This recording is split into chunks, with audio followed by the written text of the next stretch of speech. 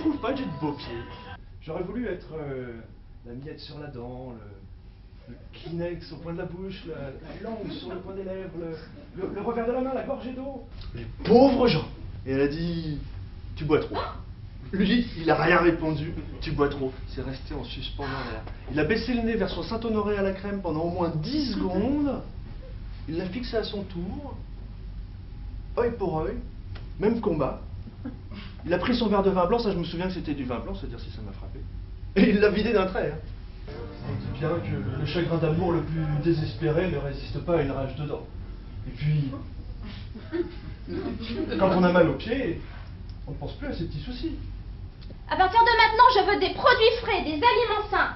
Je veux de la salade, je veux des viandes grillées, je veux des légumes verts et je veux des fruits rouges. Je ne veux plus faire l'amour avec toi. Eh ben moi, ça me fait penser à une bavette d'aloyaux sur une toile cirée. C'est une demande ou c'est une question?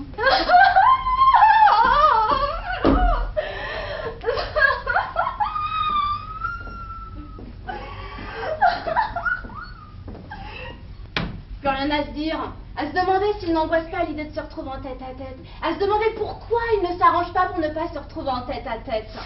Mais tu veux que je te dise ce que j'en pense vraiment? Vouloir connaître la vérité, c'est courageux, mais vouloir connaître les moindres détails, c'est plus du courage. C'est une façon de reprendre le pouvoir. Amor, amor, amor. T'en as de la chance. Allô, c'est toi? Tu as 2 minutes? Bon. Ah, c'est insupportable. Ou plutôt, il est insupportable. Bah, Édouard, bien sûr. Ah non, ma Cortaz. Ouais, enfin, lui aussi. Non, c'est de mon mari que je te parle. J'emmerde les gens heureux.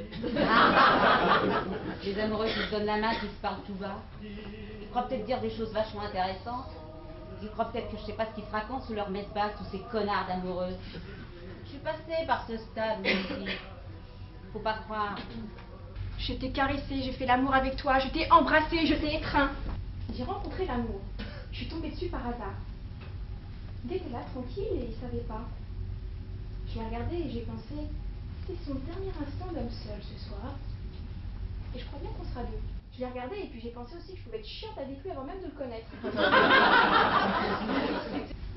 Qu'est-ce que tu veux que je te dise?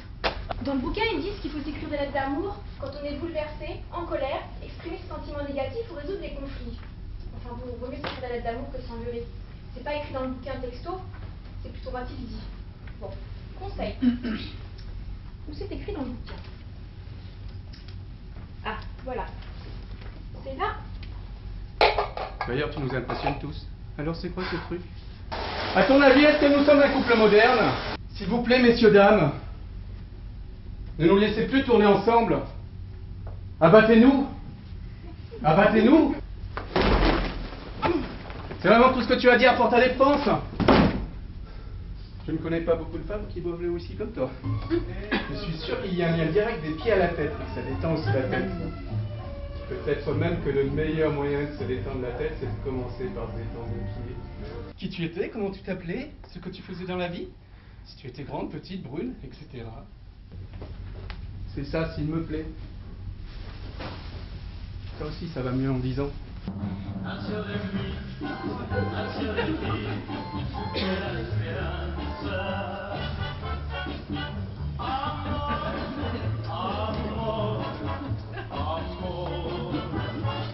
Mais la routine, ma pauvre vieille, c'est la rouille, le salpêtre. Personne n'y échappe. C'est comment y échapper, toi? Hein? Tu as un remède? Une recette miracle? On pourrait aussi partir en croisière sur ces somptueux bateaux qui... Tu vois ce que je veux dire?